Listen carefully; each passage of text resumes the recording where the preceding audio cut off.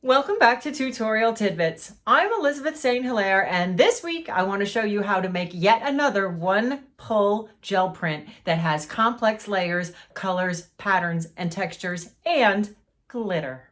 So if you've got a few minutes, let's go check it out. Welcome back. Today I'm going to make a rather complex gel print, but I'm going to do it all in one layer. I've got a bunch of cool supplies here, and I'm going to take you through the process step by step. If you're interested in finding out or learning more about how I use my gel prints for collage, please check out my Patreon page. There's an information button in the upper right-hand corner, and my Patreon page is a monthly membership where I do in-depth tutorial videos, multi-part videos that take you through the process of a project from start all the way to finish. So these are tidbits, but Patreon has full and complete lessons. So check out the information button in your upper right-hand corner to learn more about becoming a patron and having tutorial videos delivered to your inbox every single week. So what I've got is a 2-inch brayer, a 6-inch brayer, my designed foam stamp for joggles that's called Seed Pod, my Ranger mini ink blending tool, which has got a little sponge that's velcroed to this wooden handle for stamping, craft gold glitter. My design for joggles, this mask is called Pea Pods, my 8x10 gel plate, and then I've got two 8x10 gel plates, and I've got golden fluid acrylic colors. I've got ultramarine blue, titanium white, quinacridone magenta, and a wee little container of dioxidine purple. Somewhere I have a larger container of dioxidine purple, but I can't find it at the moment. Let's hope there's enough in here. Okay, so, I'm also using a rice paper pad. This is a 9x12 Sumi sketch paper. It is available on my Amazon shopping page along with all of the other products that I use in this video. Check out your upper right-hand corner for information on that. This is the only rice paper that I recommend for the gel plate because it is durable and thick and sturdy. And it has one side is coated with sizing, so it's very, very smooth and it will not stick to the gel plate, and it pulls all the paint off. So this is the best and the only rice paper pad that I suggest for using on the gel plate. So we're going to have a sheet of that. And the first thing that I'm going to do is I'm going to take the Seed Pod foam stamp and I'm going to stamp onto the gel plate. I'm using the one off to the side as sort of a palette and a mixing tool. So I'm going to take the ultramarine blue and I'm going to add the white so that I can get it into sort of a light periwinkle color. And then I'm going to use my 2-inch brayer so that I can just swirl it out here into a small area. And this is going to be my stamp pad for the Seed Pod stamp. So you want to make sure you get a lot of coverage, and then you're going to stamp it onto the gel plate. And you want to leave room in between because we're going to be doing other effects. So you don't want to cover the whole thing. You want to leave some spaces in between and make sure you get really good coverage. So sometimes that means you need to put out more paint because the foam stamp really needs a lot of paint to get a really good impression. So put a little more. And I'm going to go off the edges with a couple of these. This is so that we have more space in between them. And also you can roll, kind of curve these and just stamp like a middle section like that, which is nice. That's what's nice about the foam stamp. So you can sort of do partials and leave some space in between. So I don't want to get overzealous. I want to leave some space in between. So that's the Seed Pod foam stamp from Joggles that I designed. And then the next step is to take the, the next step is to let this dry as much as you can. So I'm going to just wave it. We want it to dry. I'm doing this quickly for you, but at this point you might want to walk away and go get a cup of tea or something and sort of let it really get nice and dry. So that is the key. So we're going to do our best here. So then I'm going to take the Pea Pod stamp, stencil, mask. It's actually a mask. And lay it in, and then I'm going to mix up some pink with the quinacridone magenta and the white again. So we're going to put that out, the magenta over here, and the titanium white.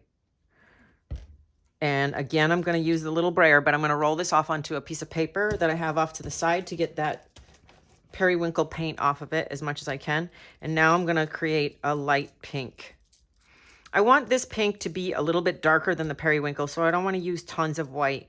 So I want it to be a little bit darker. So this is lightest, and this will be sort of a medium value. I'm also going to bring a little bit of the dioxazine purple into that so I can sort of make it a purpley pink. Just a little bit, because that dioxazine is such a strong color. So here we got a little bit of a purpley pink. That's what I'm looking for. Now I'm going to take my mini ink blending tool and I am going to dab this color in the open spaces. So I want to come through here, and that was why we wanted to leave open spaces, and I'm going to dab right through the stencil. And I'm already, the mini ink blending tool with the sponge on the end is another one that, just like the foam stamp, you need a little bit more paint than you think. So let's mix up some more of that. There we go. So we're going to come into the negative spaces between the stamping. So I'm coming all down through those open areas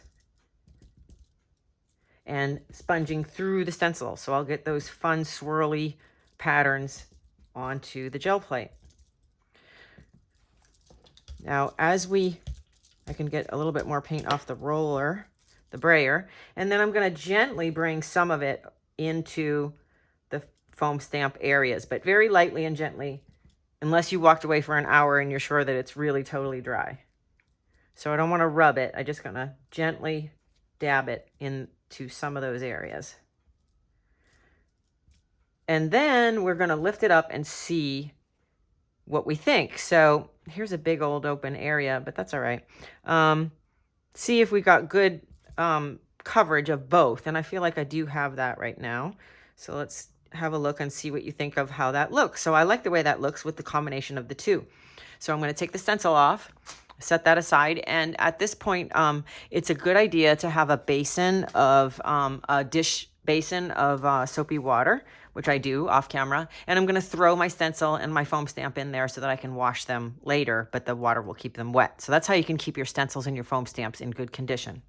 Okay, so the next thing we're going to do is we're going to add some of this gold craft glitter. Now, glitter is a mess for sure, but it's also a lot of fun.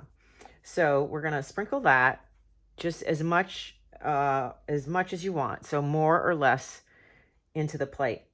Now, the thing with glitter, in order to be environmentally responsible, is that you don't want you want to avoid it going down the drain because it gets into the water supply and can be harmful to the environment. So what you really want to do to clean up the glitter is a damp paper towel to wipe up as much of it as you can and throw it in the trash so that you're not putting it down the drain. So when we're wiping up the nonstick craft mat, I'm going to wipe it up with this damp paper towel and then throw it away, rather than using a sponge and squeezing it out into the sink. So we're also going to wipe the brayer and any tools that have glitter with this and clean up as much of it with this and then throw this in the trash. All right. So again, we have to let this dry. So walking away, getting a cup of tea, going to your computer, checking your email, because the next layer is the dioxazine purple that we're going to put over the whole plate. And that's the layer that we're going to use to pull the print. So the way that the gel plate works is that any paint that we put on there and we let dry, when we put on a whole layer of paint, it causes the plate to release everything all at once. So the moisture of that last layer of paint is going to cause the plate to release all the layers, and we're going to pull the print all at once. So We want to make sure this is as dry as possible because when we brayer that dark purple over the top of it, if it's wet, it's going to smear. Now, smearing can be an organic effect, and it's not necessarily a bad thing, but it's not really what I'm going for in this demo. But if that's what happens to you when you make the print, remember, we're making paper, or I'm making paper for collages. So it's okay if it has an organic, more smeared effect rather than a sharp-edged effect. It's all still usable for collage. All right, so hopefully that's dry enough. So then my next trick is to take the dioxidine purple, and that's going to go over the whole plate. And I'm going to take my 6-inch brayer, and with a light hand, I'm going to roll this out with a light hand, trying not to disrupt the layers below. But like I said, it's okay. It's all good. So I'm going to cover the whole plate with this dark purple. Then I'm going to roll the brayer off onto a clean sheet of paper off to the side to get as much paint off of it as possible onto the paper. Now, I'm going to grab that rice paper, and I'm going to use the smooth side that's going to go down into the plate. So we're going to put the smooth side down, and this hopefully is going to pull all the layers and the glitter and give us a sparkly purple print. So you want to make sure you get good coverage, but you don't want to leave it on there too long because it will and can sometimes start to stick. Well, this is going to be nice. So I pull it up and make sure that I've got as much paint off of it as possible. So before I dismount the whole paper, I'll give it another rub in areas where there's paint left behind. And then when I pull it up, I've got this beautiful multi-layered glittery purple gel print. And I use these for collage. So there you go. That is my tidbit for the week. And here's where you're going to take your wet paper towel and wipe all the glitter off of your tools and throw it into the trash. And same thing with your gel plate. Clean up all that glitter with paper towel and make sure it gets into the trash and not your sink. So happy Friday, and thank you for being here.